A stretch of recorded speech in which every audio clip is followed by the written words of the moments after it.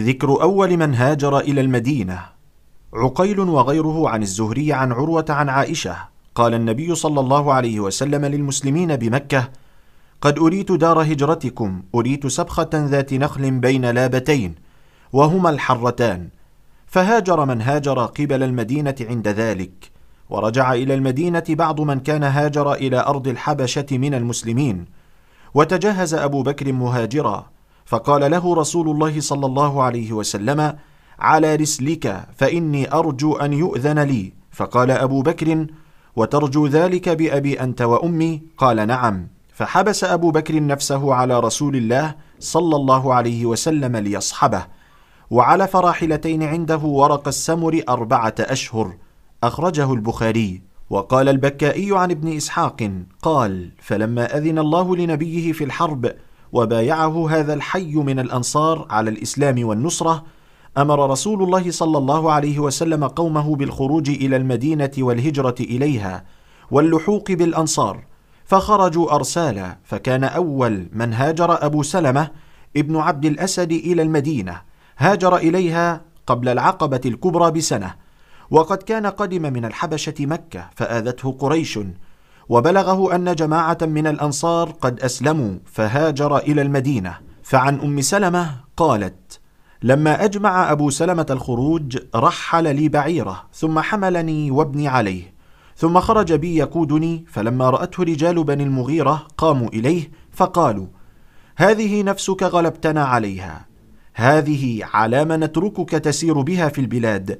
فنزعوا خطام البعير من يده فأخذوني منه، وغضب عند ذلك رهط أبي سلمة، فقالوا: والله لا نترك ابننا عندها إذ نزعتموها من صاحبنا. فتجاذبوا ابني سلمة حتى خلعوا يده، وانطلق به بنو عبد الأسد، وحبسني بنو المغيرة عندهم. فانطلق زوجي إذ فرقوا بيننا، فكنت أخرج كل غداة فأجلس بالأبطح، فلا أزال أبكي حتى أمسي 1 سنة أو قريبا منها، حتى مر بي رجل من بني عمي فرحمني فقال: ألا تحرجون من هذه المسكينة؟ فرقتم بينها وبين ولدها. فقالوا لي: الحقي بزوجك. قالت: ورد بنو عبد الأسد إلي عند ذلك ابني، فارتحلت بعيري، ثم وضعت سلمة في حجري، وخرجت أريد زوجي بالمدينة، وما معي أحد من خلق الله. قلت: أتبلغ بمن لقيت حتى أقدم على زوجي، حتى إذا كنت بالتنعيم لقيت عثمان بن طلحة العبدري، فقال: إلى أين يا ابنة أبي أمية؟ قلت: أريد زوجي بالمدينة. قال: أوما معك أحد؟ قالت: قلت: لا والله إلا الله وبني هذا. قال: والله ما لك من مترك. فأخذ بخطام البعير فانطلق معي يهوي بي، فوالله ما صحبت رجلا من العرب أرى أنه أكرم منه. كان أبدا إذا بلغ المنزل أناخ بي، ثم استأخر عني، حتى إذا نزلت استأخر ببعيري فحط عنه، ثم قيده في الشجر، ثم تنحى إلى الشجرة فاضطجع تحتها، فإذا دنا الرواح قام إلى بعيري فرحله، ثم استأخر عني وقال: اركبي. فإذا ركبت واستويت على بعيري أتى فأخذ بخطامه فقادني حتى ينزل بي، فلم يزل يصنع ذلك حتى أقدمني المدينة. فلما نظر إلى قرية بني عمرو بن عوف بقباء قال: زوجك في هذه القرية، ثم انصرف راجعا. ثم كان أول من قدمها بعد أبي سلمة عامر بن ربيعة حليف بني عدي بن كعب مع امرأته، ثم عبد الله بن جحش حليف بني أمية مع امرأته وأخيه أبي أحمد. وكان أبو أحمد ضرير البصر، وكان يمشي بمكة بغير قائد، وكان شاعرا، وكانت عنده الفرعة بنت أبي سفيان بن حرب، وكانت أمه أميمة بنت عبد المطلب. فنزل هؤلاء بقباء على مبشر بن عبد المنذر. وقال موسى بن عقبة عن ابن شهاب قال: فلما اشتدوا على رسول الله صلى الله عليه وسلم وأصحابه، أمر رسول الله صلى الله عليه وسلم أصحابه بالهجرة، فخرجوا رسلا رسلا. فخرج منهم قبل مخرج رسول الله صلى الله عليه وسلم أبو سلمة وامرأته، وعامر بن ربيعة وامرأته أم عبد الله بنت أبي حثمة، ومصعب بن عمير، وعثمان بن مضعون، وأبو حذيفة ابن عتبة بن ربيعة، وعبد الله ابن جحش، وعثمان بن الشريد، وعمار بن ياسر. ثم خرج عمر وعياش بن أبي ربيعة وجماعة، فطلب أبو جهل والحارث بن هشام عياشا وهو أخوهم لأمهم، فقدموا المدينة فذكروا له حزن أمه وأنها حلفت لا يظلها سقف وكان بها برا، فرق لها وصدقهم، فلما خرج به أوثقاه وقدم به مكة، فلم يزل بها إلى قبل الفتح. قلت: وهو الذي كان يدعو له النبي صلى الله عليه وسلم في القنوت: اللهم أنج سلمة بن هشام وعياش بن أبي ربيعة. الحديث. قال ابن شهاب: وخرج عبد الرحمن بن عوف فنزل على سعد بن الربيع، وخرج عثمان والزبير وطلحة بن عبيد الله وطائفة، ومكث ناس من الصحابة بمكة حتى قدموا المدينة بعد مقدمه، منهم سعد بن أبي وقاص على اختلاف فيه.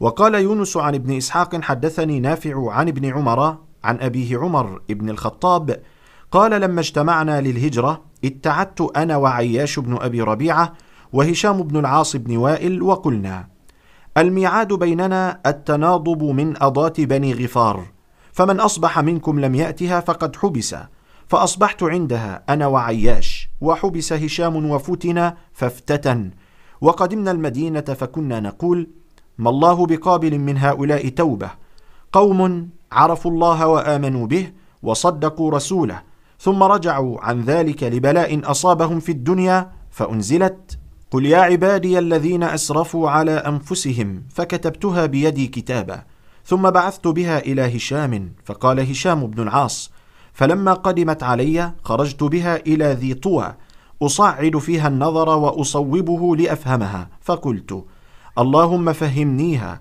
فعرفت إنما أنزلت فينا لما كنا نقول في أنفسنا ويقال فينا، فرجعت فجلست على بعيري، فلحقت برسول الله صلى الله عليه وسلم. قال: فقتل هشام بأجنادين. وقال عبد العزيز الدراوردي عن عبيد الله عن نافع عن ابن عمر قال: قدمنا من مكة فنزلنا العصبة، حاشية قيدها المؤلف بضم العين وسكون الصاد، وقال في هامش الأصل: وقيل العصبة.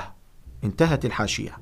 عمر بن الخطاب وأبو عبيدة وسالم مولى أبي حذيفة، فكان يؤمهم سالم لأنه كان أكثرهم قرآنا.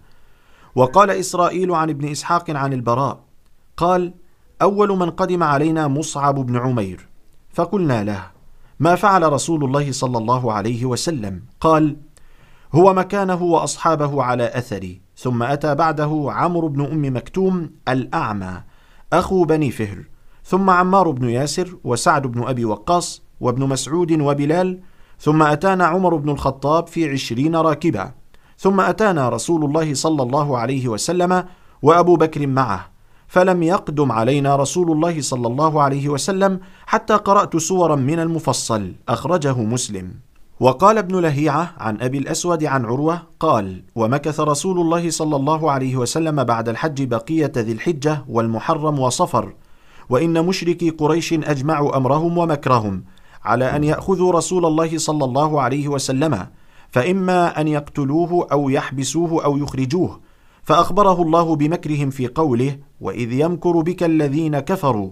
فخرج رسول الله صلى الله عليه وسلم وأبو بكر تحت الليل قبل الغار بثور، وعمد علي فرقد على فراش رسول الله صلى الله عليه وسلم يواري عنه العيون. وكذا قال موسى بن عقبة. وزاد: فباتت قريش يختلفون ويأتمرون أيهم يجثم على صاحب الفراش فيوثقه، إلى أن أصبحوا فإذا هم بعلي رضي الله عنه، فسألوه عن النبي صلى الله عليه وسلم، فأخبرهم أنه لا علم له به، فعلموا عند ذلك أنه قد خرج فارا منهم، فركبوا في كل وجه يطلبونه. وكذا قال ابن إسحاق. وقال: لما أيقنت قريش أن محمدا صلى الله عليه وسلم قد بويع، وأمر رسول الله صلى الله عليه وسلم من كان بمكة من أصحابه أن يلحقوا بإخوانهم بالمدينة، توامروا فيما بينهم فقالوا: الآن فأجمعوا في أمر محمد، فوالله لكأنه قد كر عليكم بالرجال، فأثبتوه أو اقتلوه أو أخرجوه. فاجتمعوا له في دار الندوة ليقتلوه. فلما دخلوا الدار اعترضهم الشيطان في صورة رجل جميل في بت له، فقال: البت هو الكساء الغليظ. أأدخل؟ قالوا: من أنت؟ قال: أنا رجل من أهل نجد، سمع بالذي اجتمعتم له فأراد أن يحضره معكم، فعسى ألا يعدمكم منه نصح ورأي. قالوا: أجل، فادخل. فلما دخل قال بعضهم لبعض: قد كان من الأمر ما قد علمتم، فأجمعوا رأيا في هذا الرجل. فقال قائل: أرى أن تحبسوه. فقال النجدي: ماذا برأي؟ والله لئن فعلتم ليخرجن رأيه وحديثه إلى من وراءه من أصحابه، فأوشك أن ينتزعوه من أيديكم، ثم يغلبوكم على ما في أيديكم من أمركم. فقال قائل منهم: بل نخرجه فننفيه، فإذا غيب عنا وجهه وحديثه ما نبالي أين وقع. قال النجدي: ماذا برأي؟ أما رأيتم حلاوة منطقه وحسن حديثه وغلبته على من يلقاه؟ ولئن فعلتم ذلك ليدخل على قبيلة من قبائل العرب فأصفقت معه على رأيه، يعني اجتمعت معه، ثم سار بهم إليكم حتى يطأكم بهم. فقال أبو جهل: والله إن لي فيه لرأيا ما أراكم وقعتم عليه. قالوا: وما هو؟ قال: أرى أن تأخذوا من كل قبيلة من قريش غلاما جلدا نهدا نسيبا وسيطا، ثم تعطوهم شفارا صارمة فيضربوه ضربة رجل واحد، فإذا قتلتموه تفرق دمه في القبائل. فلم تدري عبد مناف بعد ذلك ما تصنع، ولم يقووا على حرب قومهم، وإن غايتهم عند ذلك أن يأخذوا العقل فتدونه لهم. قال النجدي: لله در هذا الفتى، هذا الرأي، وإلا فلا شيء. فتفرقوا على ذلك واجتمعوا له، وأتى رسول الله صلى الله عليه وسلم الخبر، وأمر ألا ينام على فراشه تلك الليلة، فلم يبت موضعه، بل بيت عليا في مضجعه. رواه سعيد بن يحيى ابن سعيد الأموي عن أبيه. حدثنا ابن إسحاق عن عبد الله بن أبي نجيح عن مجاهد عن ابن عباس حاء. قال ابن إسحاق: وحدثني الكلبي عن باذان مولى أم هانئ عن ابن عباس، فذكر معنى الحديث وزاد فيه: وأذن الله عند ذلك بالخروج، وأنزل عليه بالمدينة الأنفال، يذكر نعمته عليه وبلاءه عنده، وإذ يمكر بك الذين كفروا ليثبتوك أو يقتلوك. الآية. سياق خروج النبي صلى الله عليه وسلم إلى المدينة مهاجرا. قال عقيل: قال ابن شهاب: وأخبرني عروة أن عائشة زوج النبي صلى الله عليه وسلم قالت: لم أعقل أبوي إلا وهما يدينان الدين، ولم يمر علينا يوم إلا ويأتينا فيه رسول الله صلى الله عليه وسلم طرفي النهار بكرة وعشيا. فلما ابتلي المسلمون خرج أبو بكر مهاجرا قبل أرض الحبشة، حتى إذا بلغ برك الغماد لقيه ابن الدغنة وهو سيد القارة.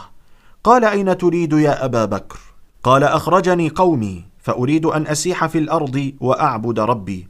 قال: إن مثلك لا يخرج، إنك تكسب المعدوم وتصل الرحم، وتحمل الكل وتقري الضيف، وتعين على نوائب الحق، وأنا لك جار، فارجع فاعبد ربك ببلادك.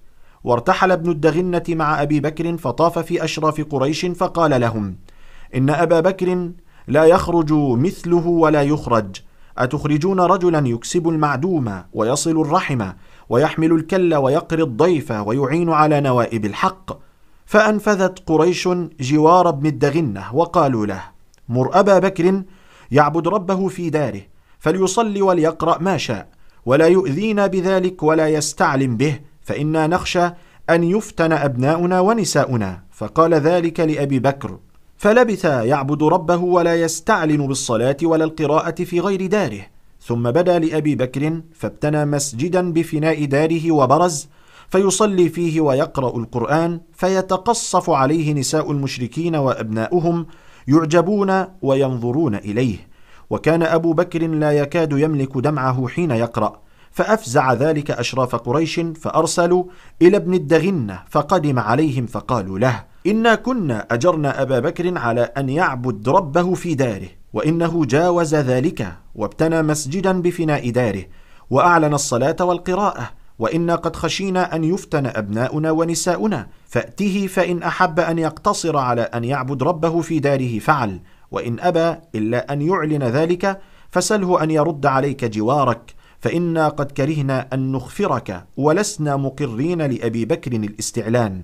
قالت عائشة: فأتى ابن الدغنة أبا بكر فقال: قد علمت الذي عقدت لك عليه، فإما أن تقتصر على ذلك، وإما أن ترد إلي ذمتي، فإني لا أحب أن تسمع العرب أني أخفرت في رجل عقدت له. قال أبو بكر: أرد إليك جوارك وأرضى بجوار الله. ورسول الله صلى الله عليه وسلم يومئذ بمكة. فقال رسول الله صلى الله عليه وسلم للمسلمين: قد أريت دار هجرتكم، أريت سبخة ذات نخل بين لابتين وهما الحرتان. فهاجر من هاجر قبل المدينة حين ذكر رسول الله صلى الله عليه وسلم، ورجع إلى المدينة بعض من كان هاجر إلى أرض الحبشة. وتجهز أبو بكر مهاجرا، فقال له رسول الله صلى الله عليه وسلم: على رسلك، فإني أرجو أن يؤذن لي. قال: هل ترجو بأبي أنت ذلك؟ قال: نعم. فحبس أبو بكر نفسه على رسول الله صلى الله عليه وسلم ليصحبه، وعلى فراحلتين كانتا عنده ورق السمر 4 أشهر. فبينا نحن جلوس في بيتنا في نحر الظهيرة، قيل لأبي بكر: هذا رسول الله مقبلا متقنعا في ساعة لم يكن يأتينا فيها. فقال أبو بكر: فداء له أبي وأمي، أما والله إن جاء به في هذه الساعة إلا أمر. قالت: فجاء واستأذن، فأذن له فدخل. فقال لأبي بكر: أخرج من عندك. قال أبو بكر: إنما هم أهلك بأبي أنت يا رسول الله. فقال: أخرج، فقد أذن لي في الخروج. قال: فخذ مني 1 راحلتي. قال: بالثمن. قالت عائشة: فجهزتهما أحث الجهاز، فصنعنا لهما سفرة في جراب، فقطعت أسماء بنت أبي بكر قطعة من نطاقها فأوكت به الجراب، فبذلك كانت تسمى ذات النطاقين. ثم لحق رسول الله صلى الله عليه وسلم وأبو بكر بغار في جبل يقال له ثور، فمكث فيه 3 ليال، يبيت عندهما عبد الله ابن أبي بكر، وهو غلام شاب لقن ثقف، فيدلج من عندهما بسحر، فيصبح في قريش بمكة كبائت، فلا يسمع أمرا يكيدون به إلا وعاه، حتى يأتيهما بخبر ذلك حين يختلط الظلام، ويرعى عليهما عامر بن فهيرة مولى أبي بكر منحة، ويريح عليهما حين تذهب ساعة من الليل، فيبيتان في رسل منحتهما، أي في لبن منحتهما، حتى ينعق بهما عامر بن فهيرة بغلس. يفعل ذلك كل ليلة من الليالي 3. واستأجر رسول الله صلى الله عليه وسلم وأبو بكر رجلا من بني الديل هاديا خريتا، أي ماهرا، قد غمس يمين حلف في آل العاص بن وائل، وهو على جاهليته، فدفع إليه راحلتيهما وواعداه غار ثور، فأتاهما براحلتيهما صبيحة 3 فارتحلا. وانطلق عامر بن فهيرة والدليل الديلي فأخذ بهما في طريق الساحل. أخرجه البخاري. عن عمر رضي الله عنه قال: والله لليلة من أبي بكر ويوم خير من عمر.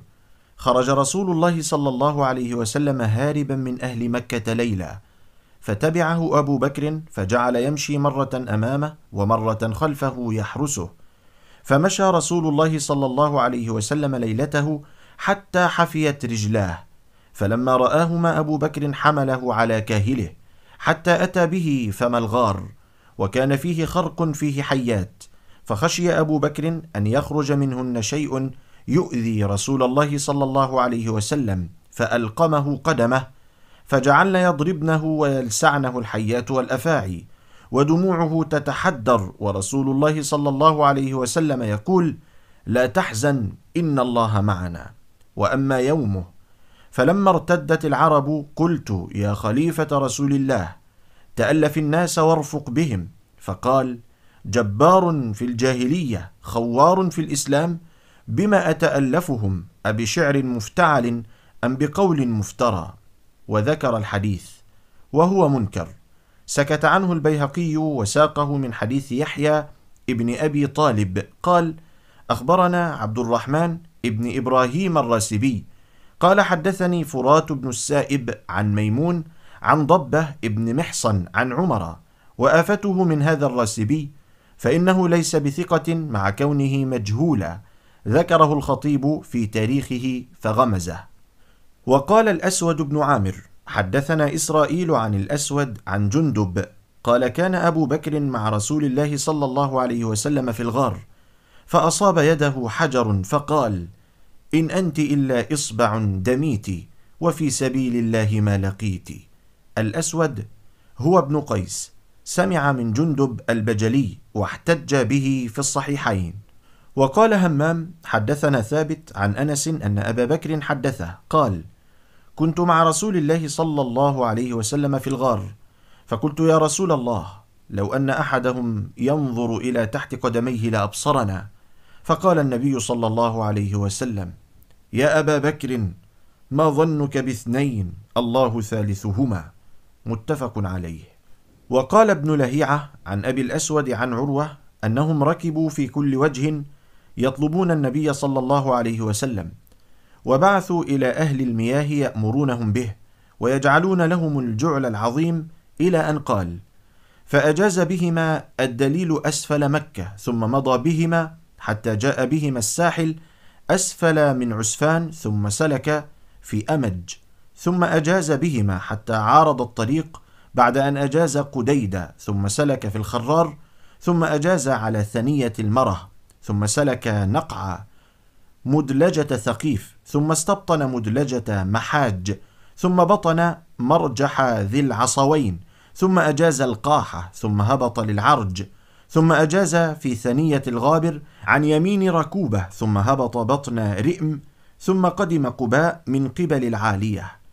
وقال مسلم بن إبراهيم: حدثنا عون بن عمرو القيسي قال: سمعت أبا مصعب المكي قال: أدركت المغيرة بن شعبة وأنس بن مالك وزيد بن أرقم، فسمعتهم يتحدثون أن النبي صلى الله عليه وسلم ليلة الغار أمر الله بشجرة فنبتت في وجه النبي صلى الله عليه وسلم فسترته، وأمر الله العنكبوت فنسجت فسترته، وأمر الله حمامتين وحشيتين فوقعتا بفم الغار، وأقبل فتيان قريش بعصيهم وسيوفهم، فجاء رجل ثم رجع إلى الباقين فقال: رأيت حمامتين بفم الغار، فعلمت أنه ليس فيه أحد. وقال إسرائيل عن أبي إسحاق عن البراء قال: اشترى أبو بكر من عازب رحلا ب13 درهما، فقال أبو بكر لعازب: مر البراء فليحمله إلى رحلي. فقال له عازب: لا، حتى تحدثنا كيف صنعت أنت ورسول الله صلى الله عليه وسلم حين خرجتما والمشركون يطلبونكما.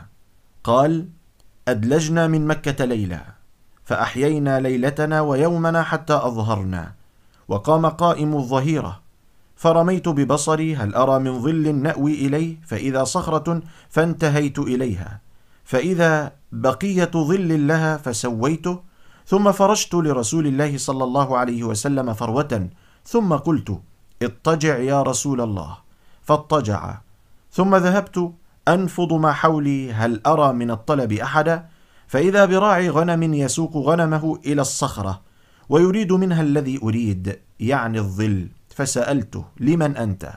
فقال: لرجل من قريش، فسماه فعرفته، فقلت: هل في غنمك من لبن؟ قال: نعم. قلت: هل أنت حالب لي؟ قال: نعم. فأمرته فاعتقل شاة من غنمه، وأمرته أن ينفض ضرعها من التراب، ثم أمرته أن ينفض كفيه، فقال: هكذا، فضرب إحداهما على الأخرى، فحلب لي كثبة من لبن، وقد رويت معي لرسول الله صلى الله عليه وسلم إداوة على فمها خرقة، فصببت على اللبن حتى برد أسفله، فأتيت رسول الله صلى الله عليه وسلم فوافيته وقد استيقظ، فقلت: اشرب يا رسول الله، فشرب حتى رضيت، ثم قلت: قد آن الرحيل. قال: فارتحلنا والقوم يطلبوننا، فلم يدركنا أحد منهم غير سراقة ابن مالك ابن جشعم على فرس له، فقلت: هذا الطلب قد لحقنا يا رسول الله. قال: لا تحزن، إن الله معنا. فلما أندنا منا وكان بيننا وبينه قيد رمحين أو 3، قلت: هذا الطلب قد لحقنا يا رسول الله، وبكيت. فقال: ما يبكيك؟ قلت: أما والله ما على نفسي أبكي، ولكني إنما أبكي عليك. فدعا عليه رسول الله صلى الله عليه وسلم فقال: اللهم اكفناه بما شئت. فساخت به فرسه في الأرض إلى بطنها، فوثب عنها، ثم قال: يا محمد، قد علمت أن هذا عملك، فادعوا الله أن ينجيني مما أنا فيه، فوالله لأعمين على من ورائي من الطلب، وهذه كنانتي فخذ منها سهما، فإنك ستمر بإبلي وغنمي بمكان كذا وكذا، فخذ منها حاجتك. فقال رسول الله صلى الله عليه وسلم: لا حاجة لنا في إبلك وغنمك، ودعا له. فانطلق راجعا إلى أصحابه، ومضى رسول الله صلى الله عليه وسلم وأنا معه حتى قدمنا المدينة ليلا. أخرجاه. من حديث زهير بن معاوية: سمعت أبا إسحاق قال: سمعت البراء. وأخرج البخاري حديث إسرائيل عن عبد الله ابن رجاء عنه. وقال عقيل عن الزهري: أخبرني عبد الرحمن ابن مالك المدلجي أن أباه أخبره أنه سمع سراقة بن مالك بن جشعم يقول: جاءنا رسل كفار قريش يجعلون في رسول الله صلى الله عليه وسلم وأبي بكر دية كل واحد منهما في قتله أو أسره، فبين أنا جالس في مجلس قومي بني مدلج، أقبل رجل منهم حتى قام علينا ونحن جلوس، فقال: يا سراقة، إني قد رأيت آنفا أسودة بالساحل أراها محمدا وأصحابه. قال سراقة: فعرفت أنهم هم، فقلت: إنهم ليسوا بهم، ولكن رأيت فلانا وفلانا، انطلقوا باغين. ثم قل ما لبثت في المجلس حتى قمت فدخلت بيتي، فأمرت جاريتي أن تخرج بفرسي فتهبطها من وراء أكمة فتحبسها علي، فأخذت برمحي وخرجت من ظهر البيت، فخططت بزجه الأرض وخفضت عالية الرمح حتى أتيت فرسي فركبتها، فرفعتها تقرب بي، حتى إذا دنوت منهم عثرت بي فرسي فخررت، فقمت فأهويت بيدي إلى كنانتي، فاستخرجت منها الأزلام فاستقسمت بها أضرهم أو لا أضرهم، فخرج الذي أكره لا أضرهم، فركبت فرسي وعصيت الأزلام، فرفعتها تقرب بي، حتى إذا سمعت قراءة رسول الله صلى الله عليه وسلم وهو لا يلتفت وأبو بكر يكثر التلفت، ساخت يد فرسي في الأرض حتى بلغت الركبتين، فخررت عنها ثم زجرتها فنهضت، فلم تكد تخرج يداها،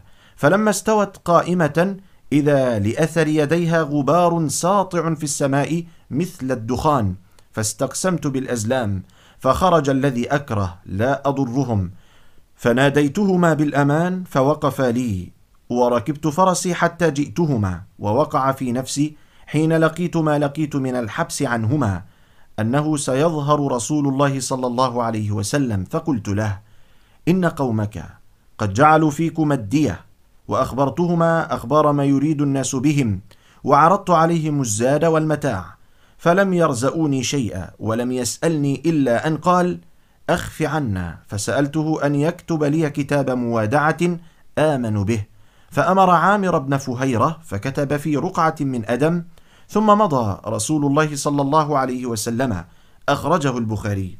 وقال موسى بن عقبة: حدثنا ابن شهاب الزهري قال: حدثني عبد الرحمن ابن مالك بن جشعم المدلجي أن أباه أخبره أن أخاه سراقة بن جشعم أخبره، ثم ساق الحديث وزاد فيه: وأخرجت سلاحي ثم لبست لأمتي، وفيه: فكتب لي أبو بكر ثم ألقاه إلي، فرجعت فسكت، فلم أذكر شيئا مما كان حتى فتح الله مكة، وفرغ رسول الله صلى الله عليه وسلم من حنين، خرجت لألقاه ومعي الكتاب، فدخلت بين كتيبة من كتائب الأنصار، فطفقوا يقرعونني بالرماح ويقولون: إليك إليك، حتى دنوت من رسول الله صلى الله عليه وسلم وهو على ناقته، أنظر إلى ساقه في غرزه كأنها جمارة، فرفعت يدي بالكتاب فقلت: يا رسول الله، هذا كتابك.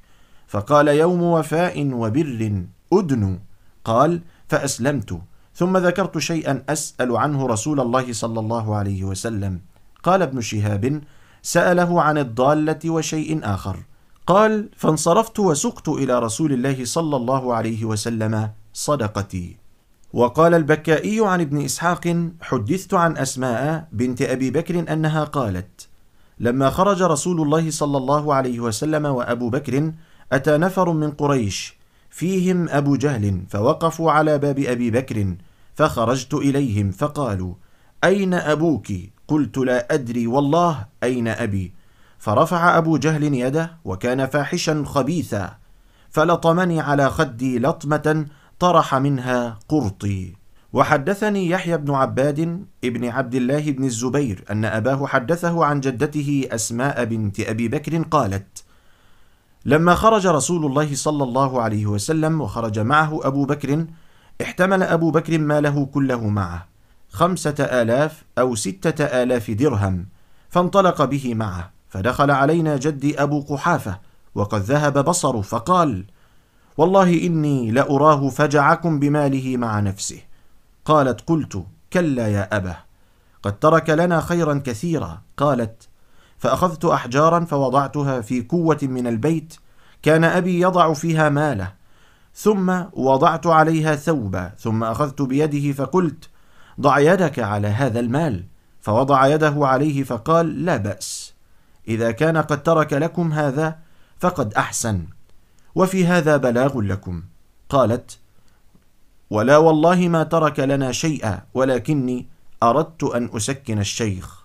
وحدثني الزهري أن عبد الرحمن ابن مالك بن جشعم حدثه عن أبيه عن عمه سراقة بن مالك بن جشعم قال: لما خرج رسول الله صلى الله عليه وسلم من مكة مهاجرا، جعلت قريش فيه 100 ناقة لمن رده. قال: فبينا أنا جالس، أقبل رجل منا فقال: والله لقد رأيت ركبا 3 مروا علي آنفا، إني لأراهم محمدا وأصحابه، فأومأت إليه يعني أن اسكت، ثم قلت: إنما هم بنو فلان يبتغون ضالة لهم. قال: لعله. قال: فمكثت قليلا، ثم قمت فدخلت بيتي، فذكر نحو ما تقدم.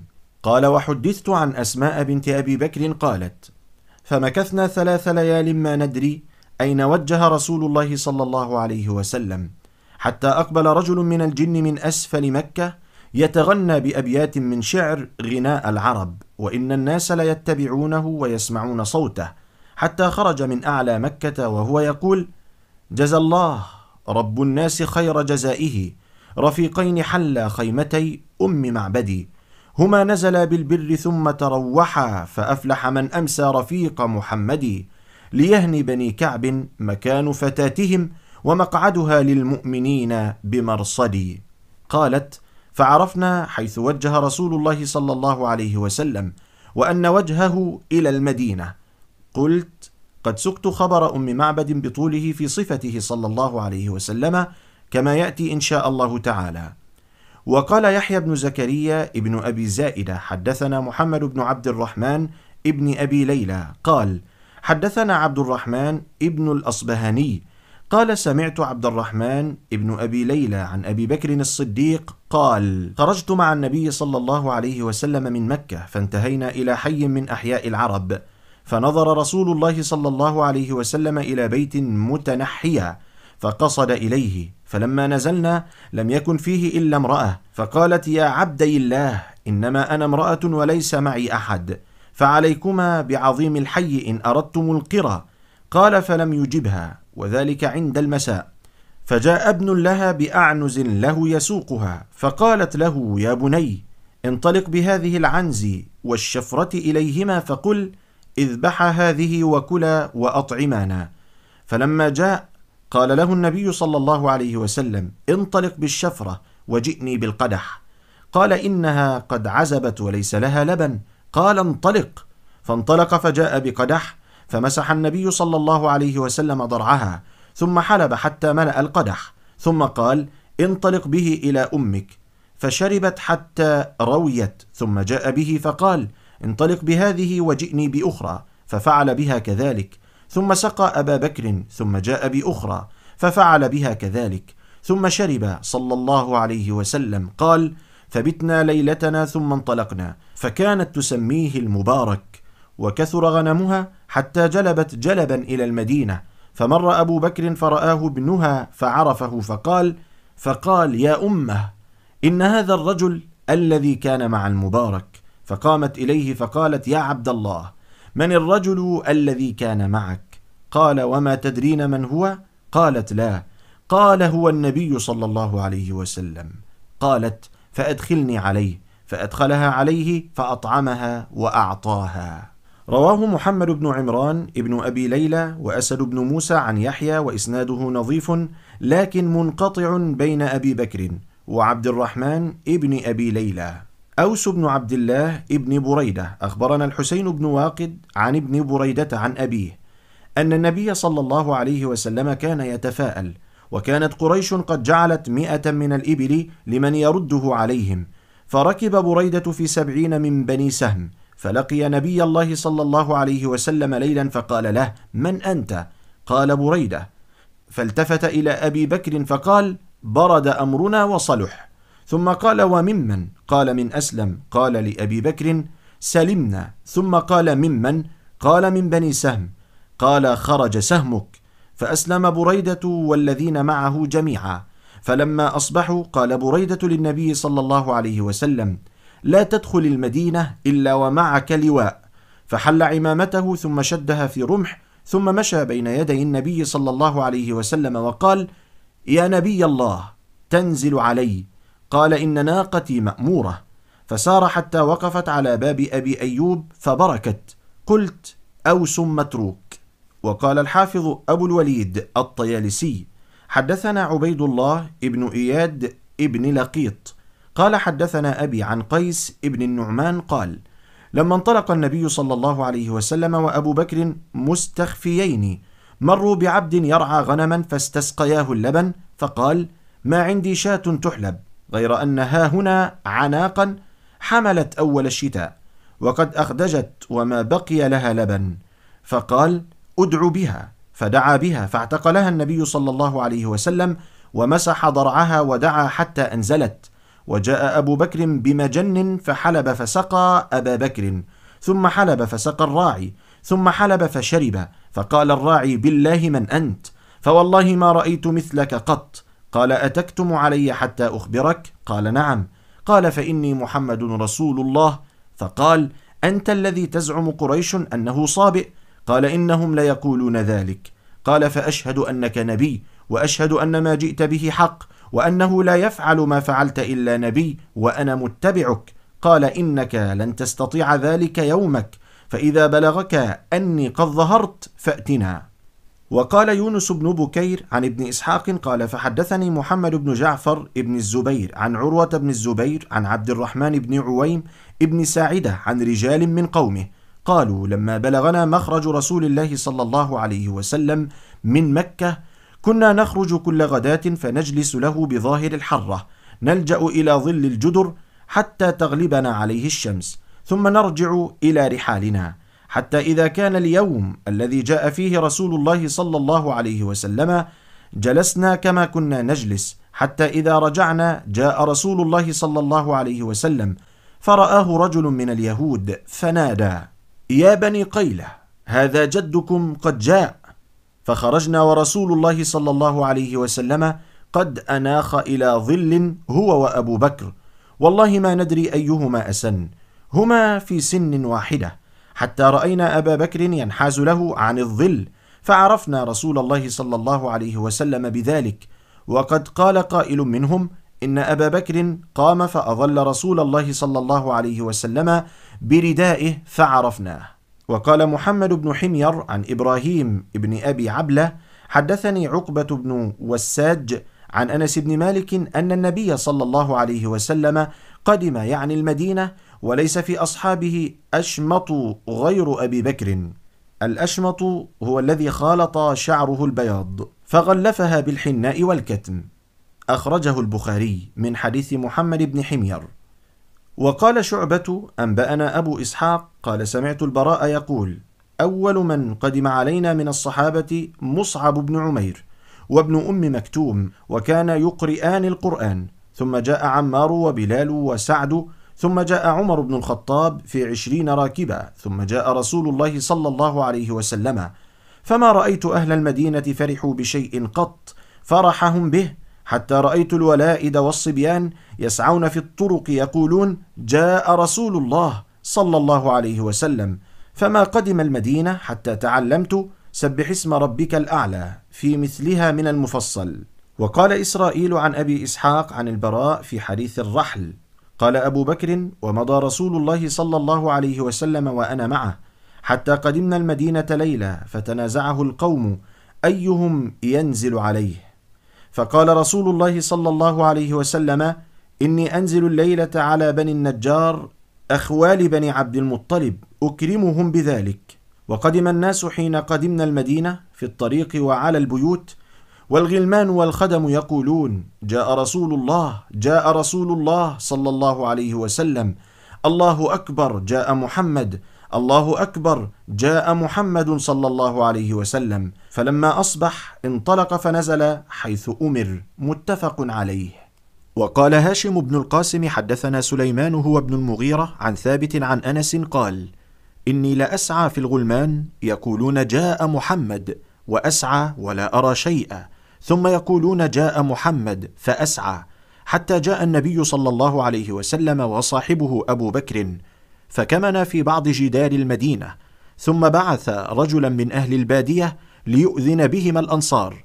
قال: فاستقبلهما زهاء 500 من الأنصار، حتى انتهوا إليهما، فقالوا: انطلقا آمنين مطاعين. فأقبل رسول الله صلى الله عليه وسلم وصاحبه بين أظهرهم، فخرج أهل المدينة حتى إن العواتق لفوق البيوت يتراءينه يقولن: أيهم هو، أيهم هو؟ قال: فما رأينا منظرا شبها به يومئذ. صحيح. وقال الوليد بن محمد الموقري وغيره عن الزهري قال: فأخبرني عروة أن الزبير كان في ركب تجار بالشام، فقفلوا إلى مكة، فعارضوا رسول الله صلى الله عليه وسلم وأبا بكر بثياب بياض، وسمع المسلمون بمخرج رسول الله صلى الله عليه وسلم، فكانوا يغدون كل غداة إلى الحرة فينتظرونه حتى يردهم نحر الظهيرة، فانقلبوا يوما بعدما أطالوا انتظاره، فلما أووا إلى بيوتهم أوفى رجل من يهودي أطما من آطامهم لشأنه، فبصر برسول الله صلى الله عليه وسلم وأصحابه مبيضين يزول بهم السراب، فلم يملك اليهودي أن قال بأعلى صوته: يا معشر العريب، هذا جدكم الذي تنتظرون. فثار المسلمون إلى السلاح، فلقوا رسول الله صلى الله عليه وسلم بظهر الحرة، فعدل بهم رسول الله صلى الله عليه وسلم ذات اليمين، حتى نزل في بني عمرو بن عوف من الأنصار، وذلك يوم الاثنين من شهر ربيع الأول.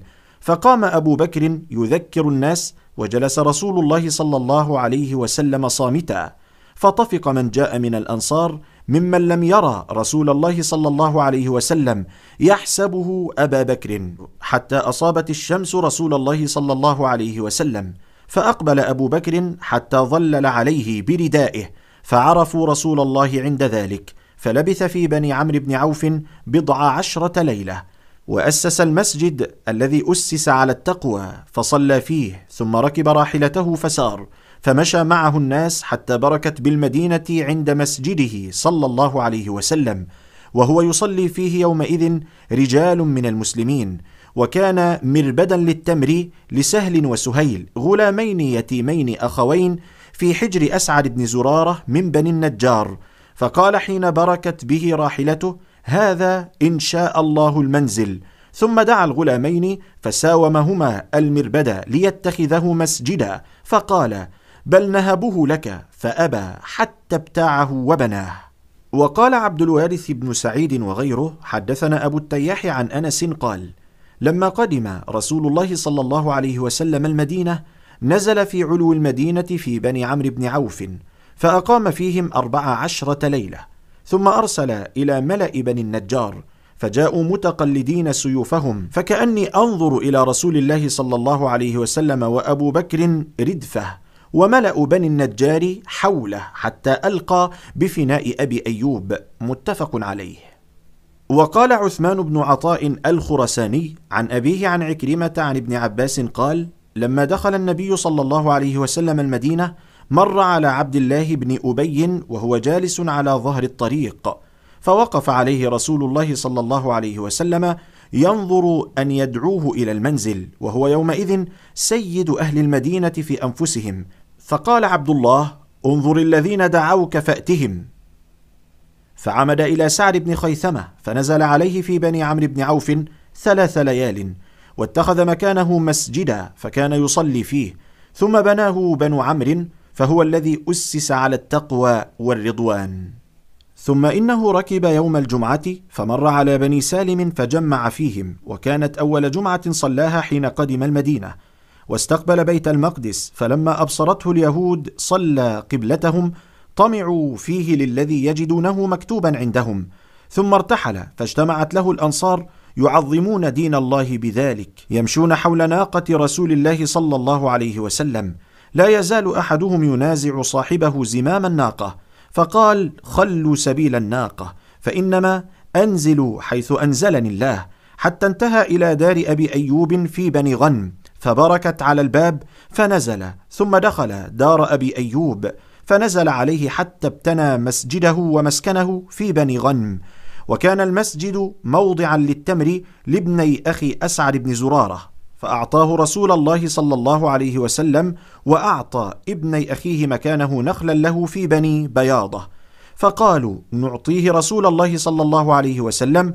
لا نأخذ له ثمنا. وبنى النبي صلى الله عليه وسلم لحمزة ولعلي ولجعفر وهم بأرض الحبشة، وجعل مسكنهم في مسكنه، وجعل أبوابهم في المسجد مع بابه، ثم إنه بدا له فصرف باب حمزة وجعفر، كذا قال: وهم بأرض الحبشة، وإنما كان علي بمكة. رواه ابن عائذ عن محمد بن شعيب عنه. وقال موسى بن عقبة: يقال لما دنا رسول الله صلى الله عليه وسلم وأبو بكر من المدينة، وقدم طلحة بن عبيد الله من الشام، خرج طلحة عامدا إلى مكة، لما ذكر له رسول الله صلى الله عليه وسلم وأبو بكر، خرج إما متلقيا لهما وإما عامدا عمده بمكة، ومعه ثياب أهداها لأبي بكر من ثياب الشام، فلما لقيه أعطاه الثياب، فلبس رسول الله صلى الله عليه وسلم وأبو بكر منها. وقال الوليد بن مسلم عن عبد الله بن يزيد عن أبي البداح بن عاصم بن عدي عن أبيه: قدم رسول الله صلى الله عليه وسلم المدينة يوم الاثنين ل12 ليلة خلت من ربيع الأول، فأقام بالمدينة 10 سنين. وقال ابن إسحاق: المعروف أنه قدم المدينة يوم الاثنين ل12 ليلة مضت من ربيع الأول. قال: ومنهم من يقول لليلتين مضتا منه. رواه يونس وغيره عن ابن إسحاق. وقال عبد الله بن إدريس: حدثنا ابن إسحاق عن محمد بن جعفر عن عروة عن عبد الرحمن بن عويم قال: أخبرني بعض قومي قال: قدم رسول الله صلى الله عليه وسلم يوم الاثنين ل12 ليلة مضت من ربيع الأول، فأقام بقباء بقية يومه و3 أيام، وخرج يوم الجمعة على ناقته القصواء، وبنو عمرو بن عوف يزعمون أنه لبث فيهم 18 ليلة. وقال زكريا بن إسحاق: حدثنا عمرو بن دينار عن ابن عباس قال: مكث رسول الله صلى الله عليه وسلم بمكة 13، وتوفي وهو ابن 63، متفق عليه. وقال سفيان بن عيينة: حدثنا يحيى بن سعيد الأنصاري عن عجوز لهم قالت: رأيت ابن عباس يختلف إلى صرمة بن قيس الأنصاري، كان يروي هذه الأبيات: ثوى في قريش 10 حجة، يذكر لو ألف صديقا مواتيا، ويعرض في أهل المواسم نفسه، فلم يرى من يؤوي ولم ير داعيا، فلما أتانا واطمأنت به النوى، وأصبح مسرورا بطيبة راضيا، وأصبح ما يخشى ظلامة ظالم بعيد ولا يخشى من الناس راعيا، بذلنا له الأموال من جل مالنا، وأنفسنا عند الوغى والتآسيا، نعادي الذي عاد من الناس كلهم جميعا وإن كان الحبيب المواسيا، ونعلم أن الله لا شيء غيره، وأن كتاب الله أصبح هاديا. وقال عبد الوارث: حدثنا عبد العزيز بن صهيب عن أنس قال: أقبل نبي الله صلى الله عليه وسلم إلى المدينة وهو مردف أبا بكر، وأبو بكر شيخ يعرف، ونبي الله صلى الله عليه وسلم شاب لا يعرف، يريد دخول الشيب في لحيته دونه لا في السن. قال أنس: فيلقى الرجل أبا بكر فيقول: يا أبا بكر، من هذا الرجل الذي بين يديك؟ فيقول: هذا رجل يهديني السبيل. فيحسب الحاسب أنه يعني الطريق، وإنما يعني طريق الخير، فإذا هو بفارس قد لحقهم، فقال: يا نبي الله، هذا فارس قد لحق، فقال: اللهم اصرعه، فصرعه فرسه. ثم قامت تحمحم، فقال: يا نبي الله، مرني بما شئت. قال: تقف مكانك، لا تتركن أحدا يلحق بنا. قال: فكان أول النهار جاهدا على رسول الله صلى الله عليه وسلم، وآخر النهار مسلحة له. فنزل رسول الله صلى الله عليه وسلم جانب الحرة، وأرسل إلى الأنصار، فجاءوا رسول الله صلى الله عليه وسلم فسلموا عليهما، فقالوا: اركبا آمنين مطاعين، فركبا وحفوا حولهما بالسلاح. فقيل في المدينة: جاء رسول الله، جاء رسول الله، وأقبل حتى نزل إلى جانب بيت أبي أيوب. قال: فإنه ليحدث أهله إذ سمع به عبد الله بن سلام وهو في نخل لأهله يخترف لهم منه، فعجل أن يضع التي يخترف فيها، فجاءه وهي معه، فسمع من نبي الله صلى الله عليه وسلم، ثم رجع إلى أهله. فقال رسول الله صلى الله عليه وسلم: أي بيوت أهلنا أقرب؟ فقال أبو أيوب: أنا يا نبي الله، هذه داري. قال: اذهب فهيئ لنا مقيلا. فذهب فهيأ لهما مقيلا، ثم جاء فقال: يا نبي الله، قد هيأت لكما مقيلا، قوما على بركة الله ثقيلا. فلما جاء نبي الله صلى الله عليه وسلم، جاء عبد الله بن سلام فقال: أشهد أنك رسول الله حقا، وأنك جئت بحق، ولقد علمت يهود أني سيدهم وأعلمهم. وذكر الحديث، أخرجه البخاري. السنة الأولى من الهجرة. روى البخاري في صحيحه من حديث الزهري عن عروة عن عائشة أن المسلمين بالمدينة سمعوا مخرج رسول الله صلى الله عليه وسلم، فكانوا يغدون إلى الحرة ينتظرونه حتى يردهم حر الشمس، فانقلبوا يوما فأوفى يهودي على أطم، فبصر برسول الله صلى الله عليه وسلم وأصحابه مبيضين يزول بهم السراب.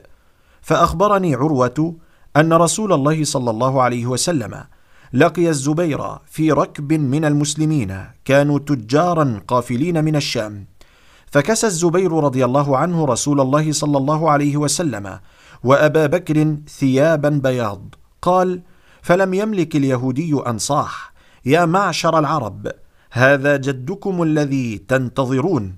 فثار المسلمون إلى السلاح، فتلقوه بظهر الحرة، فعدل بهم ذات اليمين حتى نزل في بني عمرو بن عوف يوم الاثنين من ربيع الأول. فقام أبو بكر للناس، فطفق من لم يعرف رسول الله صلى الله عليه وسلم يسلم على أبي بكر، حتى أصابت الشمس رسول الله صلى الله عليه وسلم، فأقبل أبو بكر يظله بردائه، فعرف الناس عند ذلك رسول الله صلى الله عليه وسلم، فلبث في بني عمرو بن عوف 10 ليلة، وأسس مسجدهم، ثم ركب راحلته وسار حوله الناس يمشون، حتى بركت به مكان المسجد، وهو يصلي فيه يومئذ رجال من المسلمين، وكان مربدا لسهل وسهيل، فدعاهما فساومهما بالمربد ليتخذه مسجدا، فقال: بل نهبه لك يا رسول الله.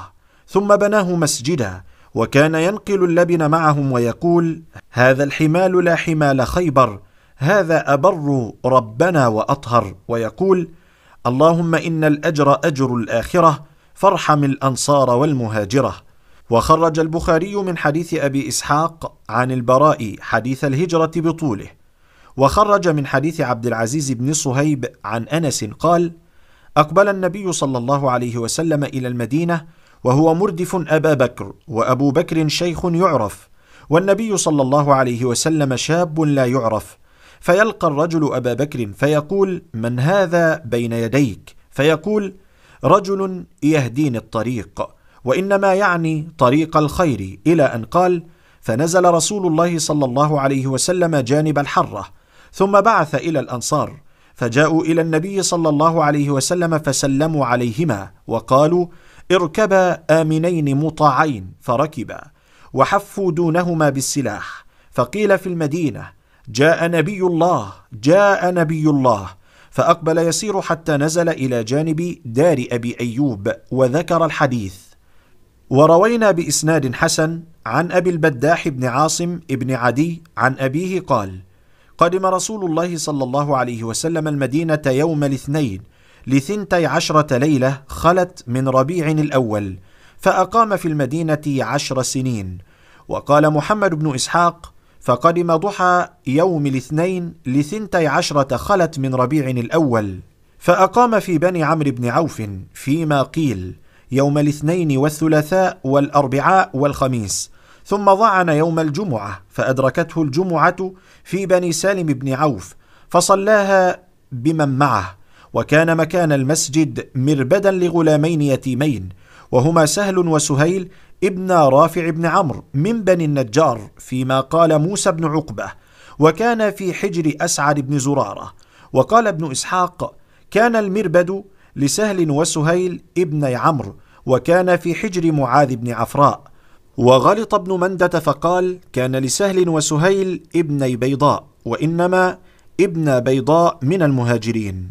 وأسس رسول الله صلى الله عليه وسلم في إقامته ببني عمرو بن عوف مسجد قباء، وصلى الجمعة في بني سالم في بطن الوادي، فخرج معه رجال منهم وهم العباس بن عبادة وعتبان بن مالك، فسألوه أن ينزل عندهم ويقيم فيهم، فقال: خلوا الناقة فإنها مأمورة. وسار والأنصار حوله حتى أتى بني بياضة، فتلقاه زياد بن لبيد وفروة بن عمرو، فدعوه إلى النزول فيهم، فقال: دعوها فإنها مأمورة. فأتى دور بني عدي بن النجار، وهم أخوال عبد المطلب، فتلقاه سليط بن قيس ورجال من بني عدي، فدعوه إلى النزول والبقاء عندهم، فقال: دعوها فإنها مأمورة. ومشى حتى أتى دور بني مالك بن النجار، فبركت الناقة في موضع المسجد، وهو مربد تمر لغلامين يتيمين، وكان فيه نخل وخرب وقبور للمشركين، فلم ينزل عن ظهرها، فقامت ومشت قليلا وهو صلى الله عليه وسلم لا يهيجها، ثم التفت فكرت إلى مكانها وبركت فيه، فنزل عنها، فأخذ أبو أيوب الأنصاري رحلها فحمله إلى داره. ونزل النبي صلى الله عليه وسلم في بيت من دار أبي أيوب، فلم يزل ساكنا عند أبي أيوب حتى بنى مسجده وحجره في المربد، وكان قد طلب شراءه فأبت بنو النجار من بيعه، وبذلوه لله وعوضوا اليتيمين، فأمر بالقبور فنبشت وبالخرب فسويت، وبنى عضادتيه بالحجارة، وجعل سواريه من جذوع النخل، وسقفه بالجريد، وعمل فيه المسلمون حسبة. فمات أبو أمامة أسعد بن زرارة الأنصاري تلك الأيام بالذبحة، وكان من سادة الأنصار ومن نقبائهم الأبرار. ووجد النبي صلى الله عليه وسلم وجدا لموته، وكان قد كواه، ولم يجعل على بني النجار بعده نقيبا، وقال: أنا نقيبكم، فكانوا يفخرون بذلك. وكانت يثرب لم تمصر، وإنما كانت قرى مفرقة. بنو مالك بن النجار في قرية، وهي مثل المحلة، وهي دار بني فلان، كما في الحديث: خير دور الأنصار دار بني النجار. وكان بنو عدي بن النجار لهم دار، وبنو مازن بن النجار كذلك، وبنو سالم كذلك، وبنو ساعدة كذلك، وبنو الحارث بن الخزرج كذلك، وبنو عمرو بن عوف كذلك، وبنو عبد الأشهل كذلك، وسائر بطون الأنصار كذلك. قال النبي صلى الله عليه وسلم: وفي كل دور الأنصار خير. وأمر عليه السلام بأن تبنى المساجد في الدور، فالدار كما قلنا هي القرية، ودار بني عوف هي قباء. فوقع بناء مسجده صلى الله عليه وسلم في بني مالك بن النجار، وكانت قرية صغيرة. وخرج البخاري من حديث أنس أن النبي صلى الله عليه وسلم نزل في بني عمرو بن عوف فأقام فيهم 14 ليلة، ثم أرسل إلى بني النجار فجاءوا، وآخى في هذه المدة بين المهاجرين والأنصار. ثم فرضت الزكاة، وأسلم الحبر عبد الله بن سلام وأناس من اليهود، وكفر سائر اليهود.